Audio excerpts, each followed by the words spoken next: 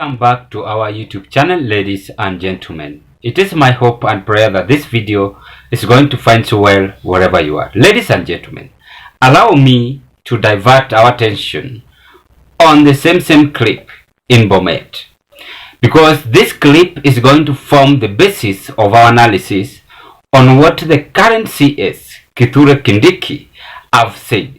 It is a kind of after William Samoei Ruto, together with the leaders who accompanied him, were heckled in Bomet. There seems to the ban of President heckling or any other leaders heckling. And the current CS have described it as a kind of hiring goons and trying to attack the politician leaders we have in the current country. With me, I'm seeing as if this is not the issue of hiring goons, but I said it in the morning, even today or the other day. It is a issue. It is a kind, of Kenyans to express their feelings. They are expressing their feelings to the head of state. I want us to take a look and listen to this clip.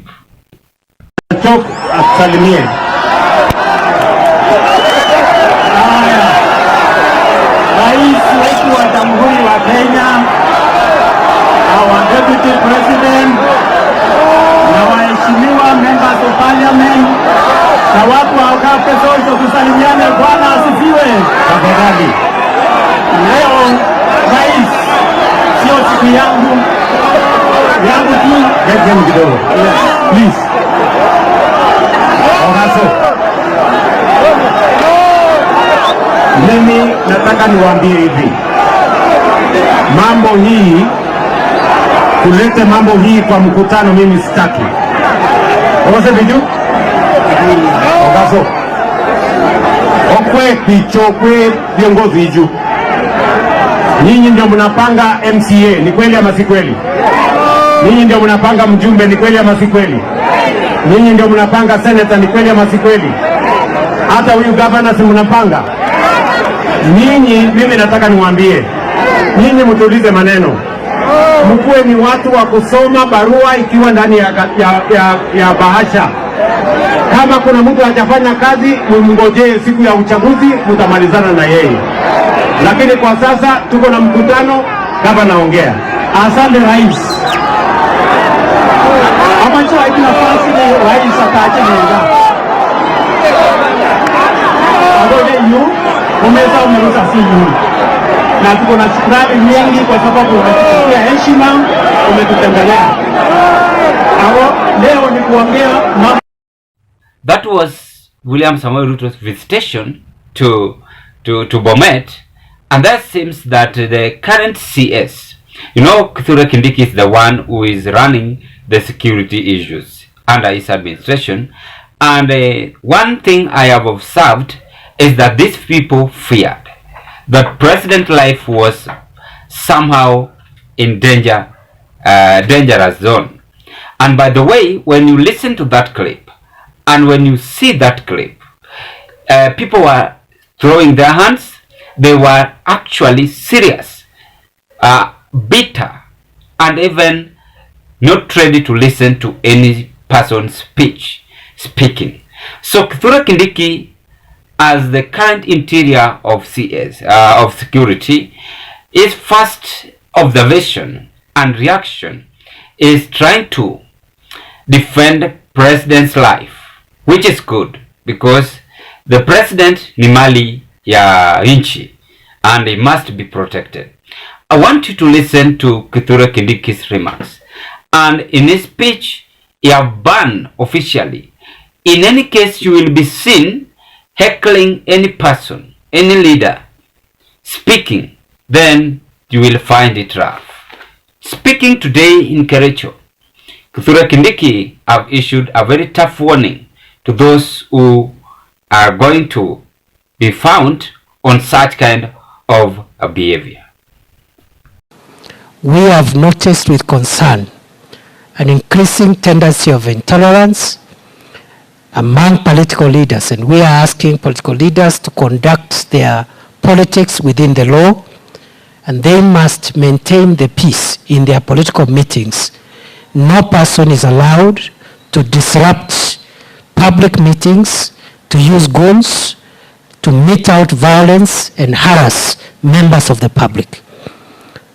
Politicians are allowed to differ on ideologies, programs, policies, and viewpoints because our constitution allows multi-party democracy. However, no politician of whatever stature is allowed to use violence, guns, and other criminals to harass, intimidate, or incite the public against each other. And I have left very firm and clear directives on the Trans Nzoia County Security Committee to be firm, ruthless, and merciless on all people who sponsor, finance, encourage, support, aid, and abet goons and political thugs who go to disrupt meetings organized by people of a different viewpoint.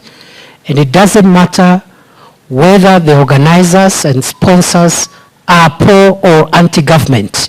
We will crush them equally, and nobody is above the law. I repeat, for the avoidance of doubts, nobody is above the law.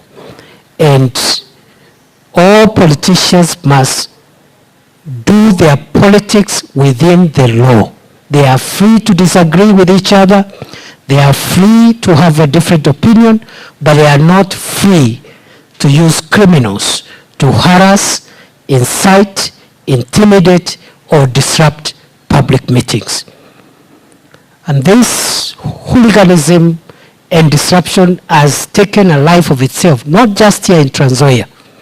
You saw last week the kind of activities that were taking place in presidential meetings in Kericho and Bomet. We made it clear that that will not be countenanced. So we are not, as we are not part of the political discussions, our work is to secure the nation and make sure that everybody follows the law, and people who transact their political businesses, economic businesses, do so peacefully. So I believe you've listened to those two videos, and I want to have a serious, candid discussion on the two clips I've just displayed to you on our screen.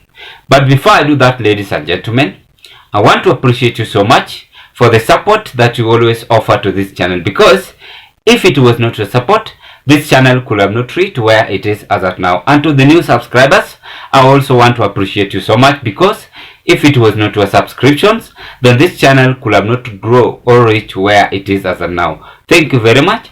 And just a reminder, after you've subscribed to this channel, kindly, I repeat, like this video. Like this video. When you like this video, it grow and YouTube community will recognize us easily. After you like it, share it to your friends, family, and relatives. And to the new members, I also want to appreciate you so much. Continue with the same spirit by listening to our videos after you've watched, and also giving us your opinion at the comment section below. Meanwhile, let's proceed with this candid discussion. What have bring to the mind of Kithure Kindiki, if I may ask you, and issue a very lethal warning to those who are in the public? And this incident is coming a day after we saw, actually, President was heckled, in fact, Barchok, and I did this analysis twice. Now this is the third time, in fact fourth time, I'm doing the analysis of Bomet.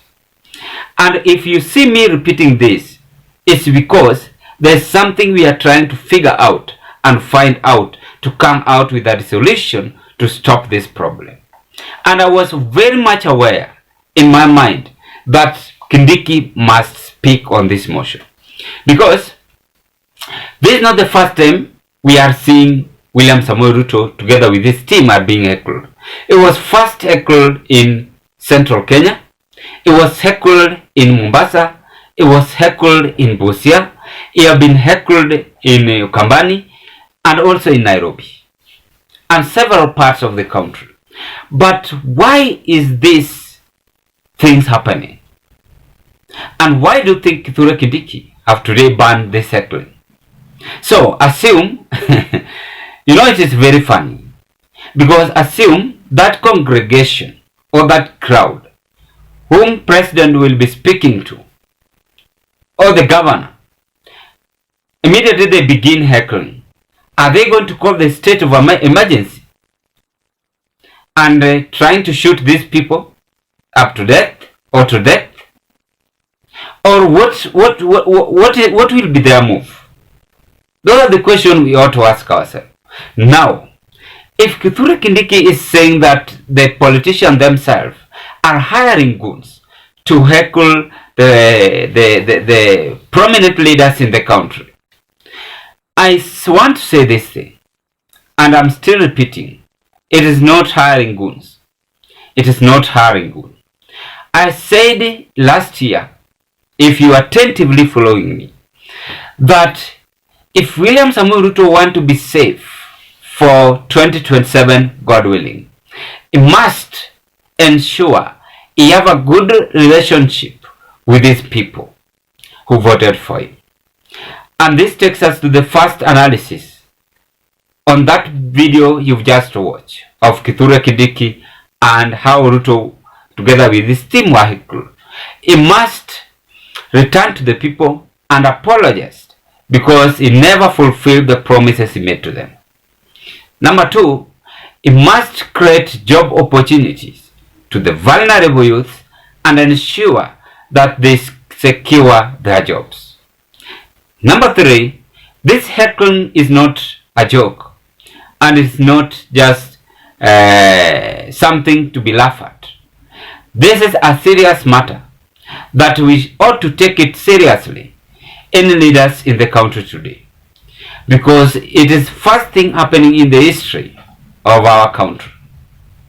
These people are heckling the government leaders because they never associate with them. They never concentrate to them. They never fulfill the promises they made.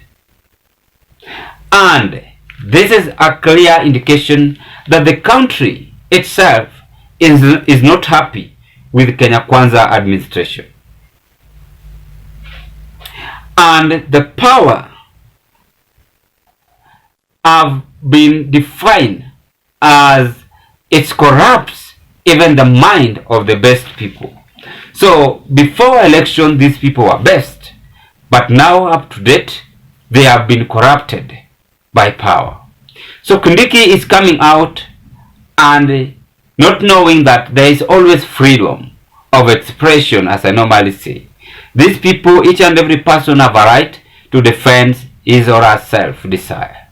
So these people are defending their desires and giving the head of state a signal, and Kenya Kwanza administration as a whole, even Kindiki himself, to concentrate and work to the people and support the government faithfully, truthfully, to ensure that the promises they made are fulfilled.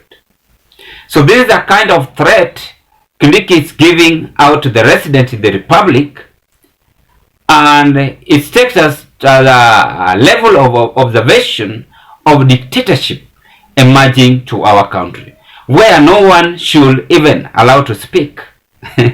No one should even allow to talk or even to heckle.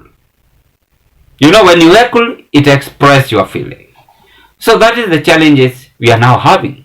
Ladies and gentlemen, allow me to end this analysis at this point. And before I end it, what are your take on this Kithure Kindiki's remark on the heckling now happening in our country, Kenya? Thank you very much, and bye-bye as we hope to meet on another political discussion. And kindly consider to like this video, watch it, share, and give us your opinion at the comment section below. Thank you very much.